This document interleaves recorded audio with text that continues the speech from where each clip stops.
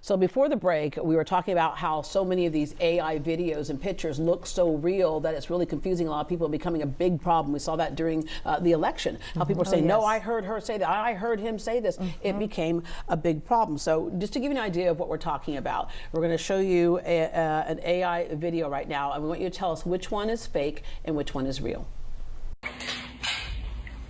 I'm going to show you some magic. It's the real thing. I mean,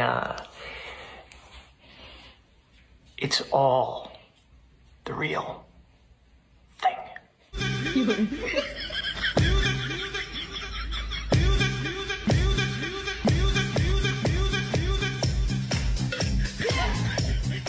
Okay, surprise here. The Tom Cruise one was real, so was the dog.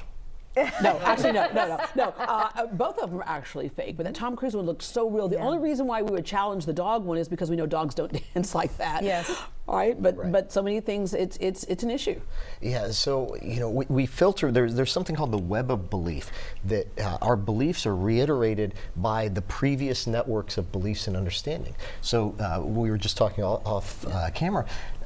Kids now are experiencing a world where they are very cynical sometimes about what they see, whereas in the past, an example that I give is some of the earliest newsreels that were shown in theaters before people had seen movies. There was a reel of a train coming at the audience. People ran screaming from the theater because they knew rationally that the train wasn't going to hit them, but they felt it so deeply. Now you would have somebody institutionalized if they ran out under the same situation. Yeah.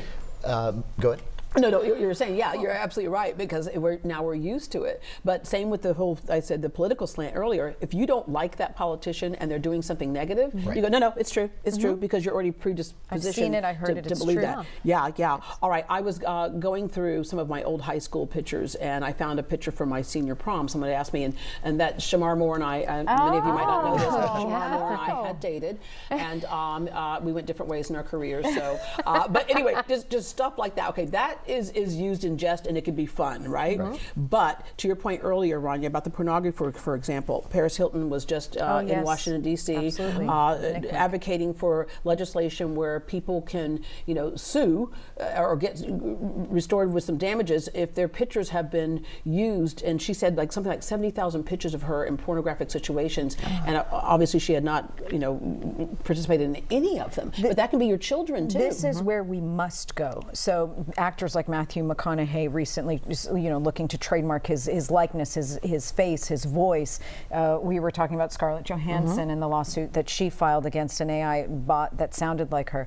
This is where we must go, because to have an image of a child used in any capacity, whether it's sexually suggestive or it's I like Diet Coke, it shouldn't be allowed, and until there is a consequence, nothing will change, and there must be consequence. Dr. Wright, and you're a lawyer, Rania, but Dr. Wright, you were talking about years ago that if somebody is going to law school right now, they need to find some place that's got a program that deals with meta law. Yeah, so this is exactly, right. when we had the rise of drone technology, the rise of augmented and virtual reality, extended reality, and now with AI, there are these new dimensions of law. We're having to regulate things that we've never had to before. So likeness rights, Black Mirror is a great series for looking at what can happen in a dystopian society where we sort of lose control and we don't anticipate those issues of likeness, governance. The EU. We're playing catch up like we had to play with the internet, right? Well, exactly. And there's catch up, but there's anticipating it, which is the space that I like to be in. Risk mitigation, understanding the risks that are out there, figuring out which risks can we identify, which can we mitigate.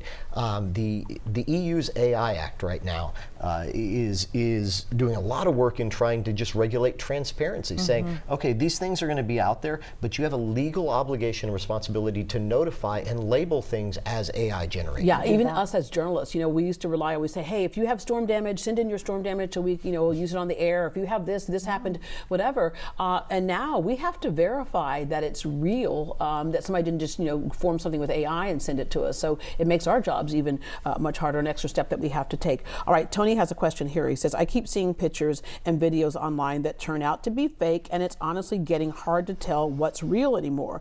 With deepfakes and AI everywhere, how can we spot what's fake? Any red flags to watch out for? Now, in the beginning, I think we could see those red flags a little easier. It's getting harder. Yeah. Yeah, it's getting harder and harder.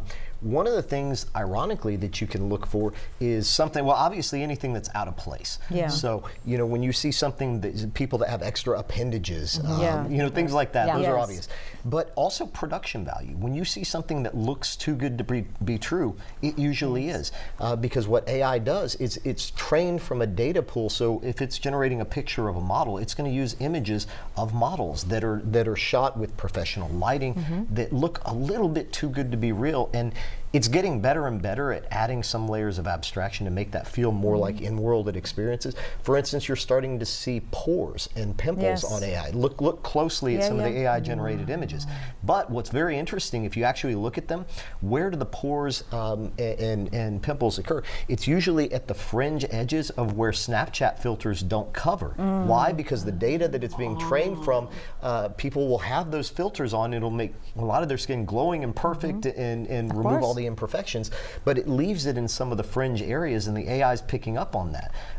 So just sort of a weird fact, but that's how we can I see add it. two more? Oh, go ahead. No, I think that when, at least we talk to our students, because we're talking about digital literacy and being able to differentiate between these sources, what's a human source and what is an AI source, is if you see a video and it evokes a strong emotional reaction, you really need to check the source. Yes. Because so many of them are designed for fear-mongering and but just intense you know what? reactions. That takes away from why we're doing it sometimes, right? And that the is heart a of it. problem. The thing is, you're like going, no, I like that this is a little crazy, right? I'm not going to check the source, and it's extra work.